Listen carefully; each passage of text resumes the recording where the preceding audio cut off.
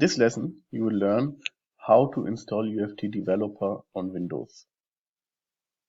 UFT Developer supports Windows clients as well as Linux as an operating system and Mac OS.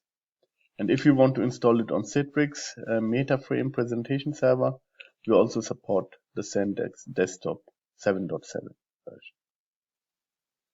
Additionally, UFT Developer supports the IDEs for IntelliJ, Eclipse, and Visual Studio. In my case, I have installed the 3 IDEs already on my Windows client, and I'm going to install on top of it my UFT Developer 15.02. Let's start the installation. So here I can select where I would like to extract the files needed for the setup. I will just use the temp folder on my C drive. Let's click next. After the package is extracted, it will pop up with the installation of the required Windows updates and ask for a verification. Just press OK. Here you can see I need to have a version of Node.js which I don't have, so I need to install exactly this or a higher version of Node.js. And I think I have a lower version here, so I need to here go to Node.js and download the version and install it. Let's do that. So I'm on the Node.js URL for the downloads.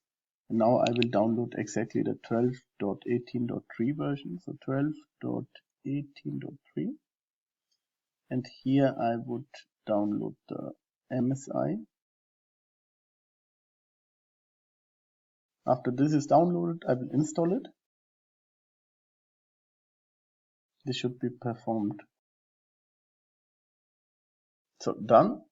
Let's finish it and do a retry on UFT Developer.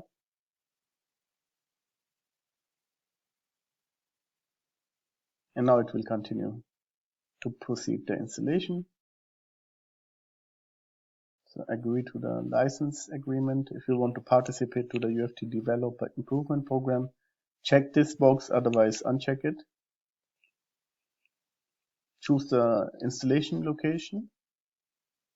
And now this is important. You need to exactly tell UFT Developer where your different IDEs are installed or what versions you are using. So for Visual Studio, it is able to identify the one which I've installed is 2019. For IntelliJ, I need to select the version and I would only select the latest version I have installed. And also for Eclipse, I need to select the directory where Eclipse is installed. So I've selected the location and now I can click on install. And UFT Developer will now be installed for my IntelliJ, for my Eclipse, and for my Visual Studio installation on my client. So let's wait until this is completed. So now the installation is completed. I could now also launch the installation log or open the README. I will skip both. And after clicking on finish, UFT Developer should be available on your client machine. So I can see already here it has installed the different tools for UFT Developer, and I can now install the license to start with.